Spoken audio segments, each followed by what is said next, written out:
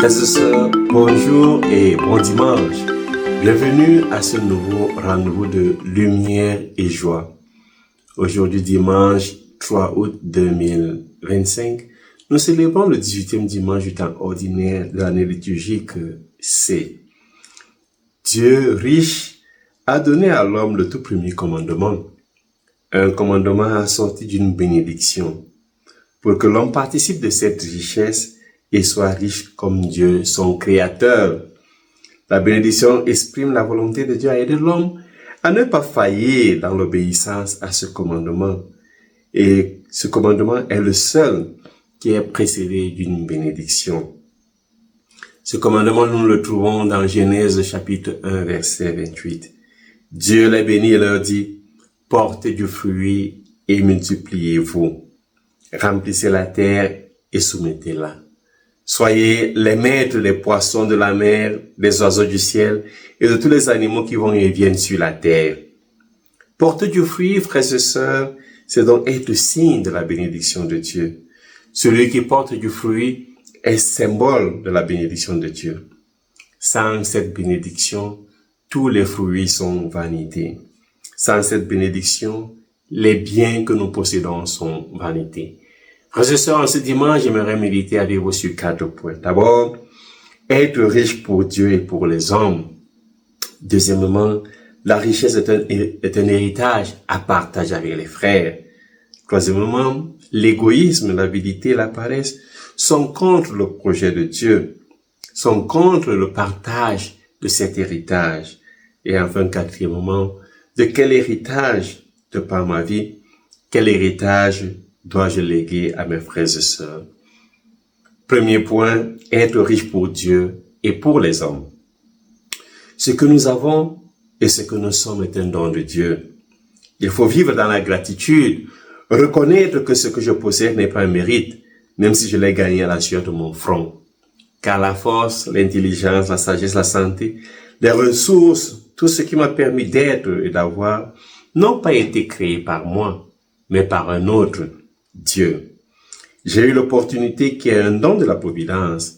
J'ai été au bon moment, au bon endroit, avec des personnes que Dieu a mises sur mon chemin. Certaines ont été des forces négatives et d'autres ont été des forces positives. Ce que je le suis grâce à Dieu. Saint Paul dira, ce que je le suis par la grâce de Dieu et sa grâce venant à moi n'a pas été stérile. Je me suis donné de la peine plus que tous les autres.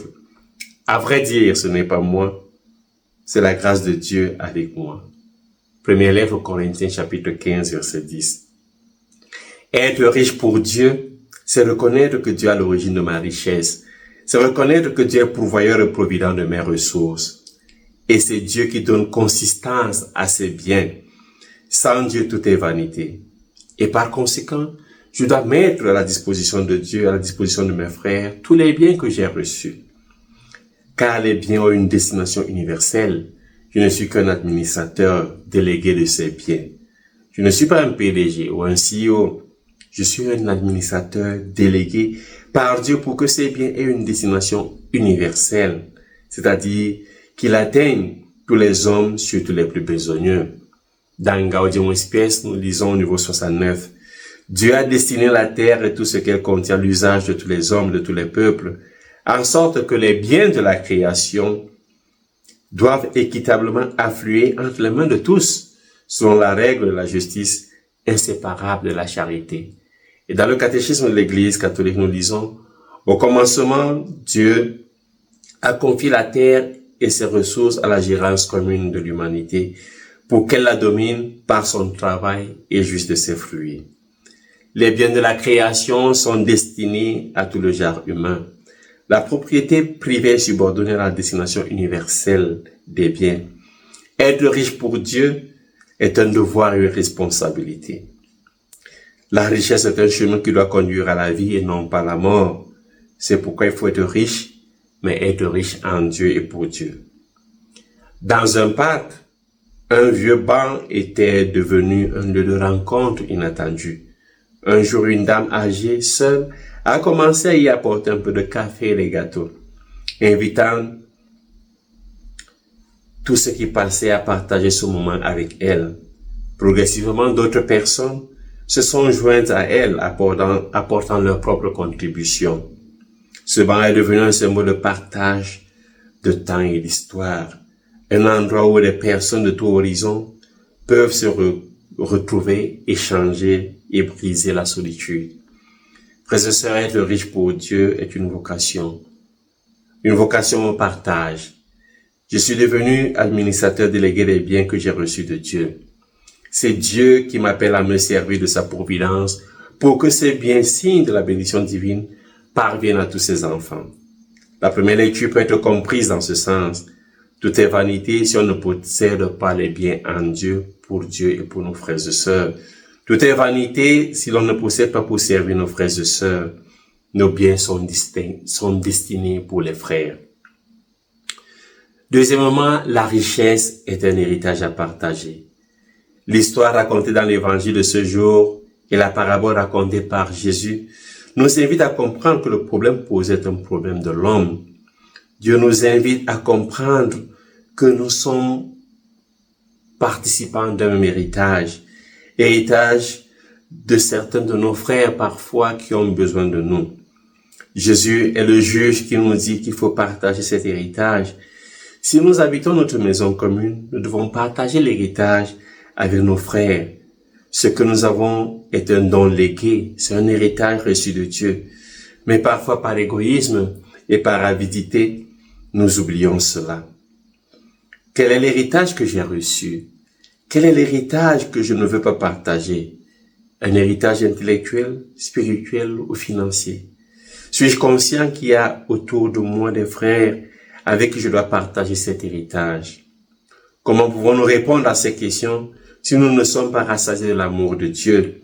Si la douceur du Seigneur Dieu ne vient pas sur nous? L'héritage que le Seigneur donne à ses enfants est une richesse qui est terrestre, mais avec une dimension céleste. C'est grâce à Jésus-Christ que nous sommes héritiers de cette richesse. Saint Paul dit dans la deuxième lecture, si donc vous êtes ressuscité avec le Christ, recherchez les réalités d'en haut. C'est là qu'est le Christ assis à la droite de Dieu. Pensez aux réalités d'en haut, non à celles de la terre.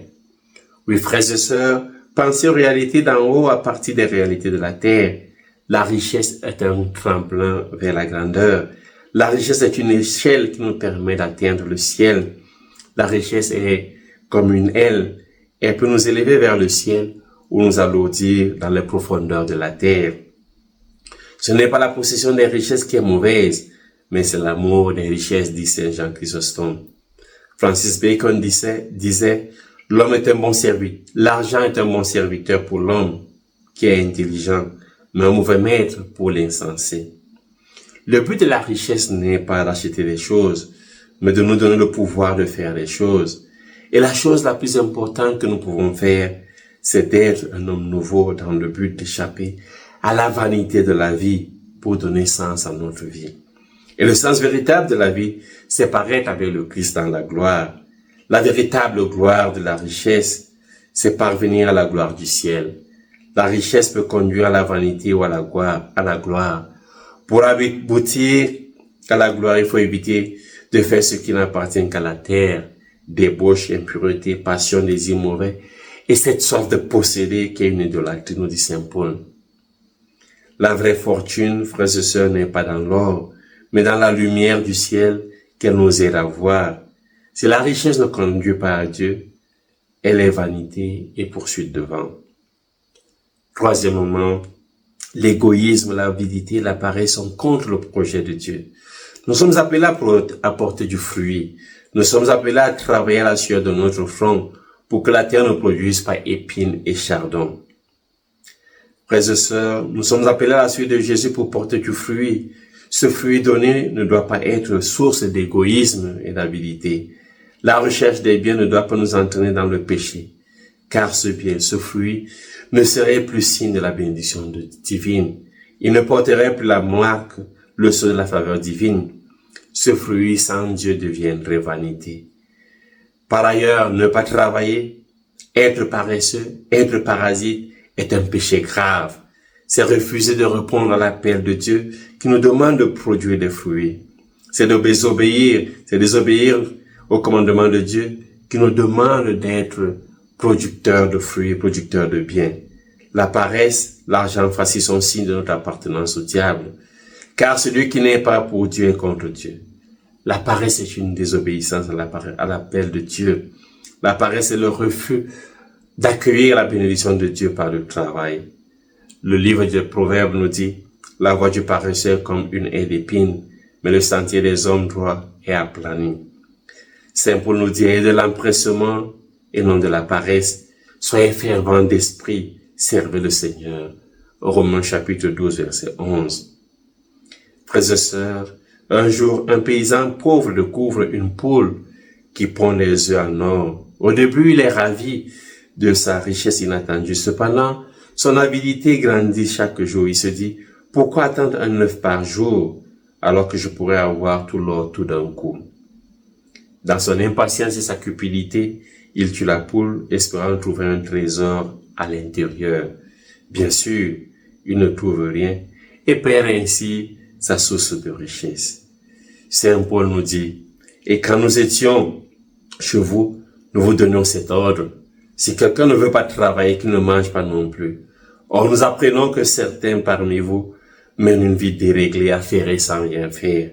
À cela, nous adressons dans le Seigneur Jésus-Christ cet appel, qu'ils travaillent dans le calme pour manger le pain qu'ils auront gagné. Vous, frères, ne vous lassez pas de faire le bien.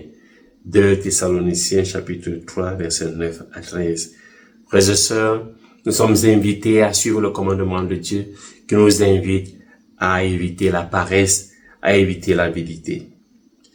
Dernier point, de quel héritage dépend ma vie? Quel héritage dois léguer à mes frères et sœurs? L'héritage à discuter ou à se partager, ce n'est pas le bien que les parents laissent à leurs enfants. La société contemporaine présente la philosophie suivante. Si tu n'as rien, tu n'es rien. Ce n'est pas ce que nous avons, mais ce que nous faisons de ce que nous avons qui nous distingue, disait Victor Hugo. Jésus dit, notre dignité ne dépend pas de ce que nous possédons. Le véritable héritage à discuter, c'est la communauté, c'est la vie fraternelle, c'est l'amour, c'est l'amitié, c'est la compassion. Le plus souvent, celui qui possède les biens est possédé par ses biens. Ne nous laissons pas posséder par les biens. Jésus nous invite à tourner le regard vers la fraternité et vers Dieu. Ce sont ces richesses qui sauveront le monde, la foi et la charité, Dieu le prochain. Dieu le prochain sont le véritable héritage duquel dépend ma vie. Notre vie ne dépend pas des biens, mais du bien suprême, Dieu.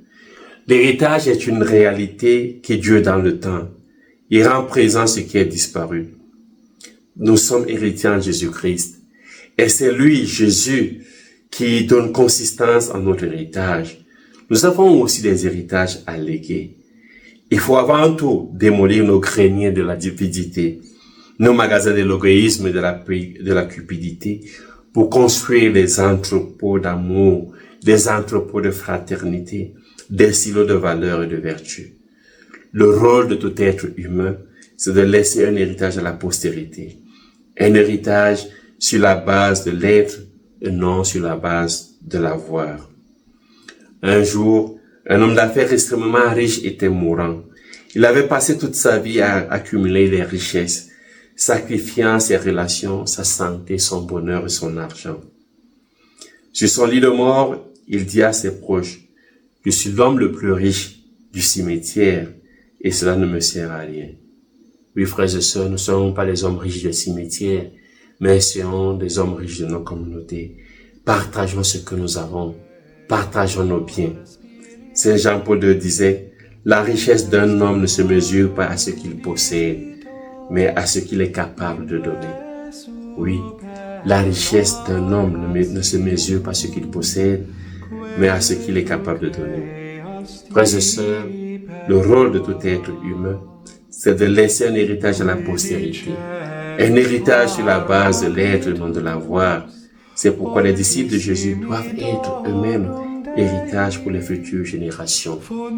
Le pape François dit dans Laudato Si, que l'on soit croyant ou non, un héritage, nous sommes aujourd'hui d'accord pour affirmer que la terre est un héritage essentiellement commun.